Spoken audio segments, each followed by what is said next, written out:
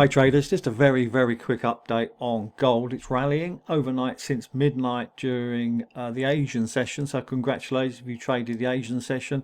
And we can see what's going on here in terms of the QuantFlow Dynamics, a big break here at midnight, and the price has continued. One thing to look out for is the oscillator in these kind of conditions. So yes, it will give up and have a correction at some stage, but what we can see here, what you're waiting for, is the oscillator to come into oversold conditions, and we're seeing that now. So this is the third rally of today. So you could have bought here 46.80, you could have bought here 46.80, double bottom there as well. So there's your opportunity to get in. You might not be at your charts at that time, but there's plenty of opportunities to get in.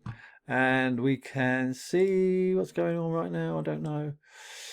Yeah, it's starting to make a move. Now, the other thing to look out for is this sell power 46, very low. So using the QuantFlow Dynamics software will actually tell you when the price is going to rally, because it's telling you that this is not above 60. So look out for that. It's an important factor. It doesn't happen very often, but nonetheless, it's an important factor where you can make a ton of money. Have a good day.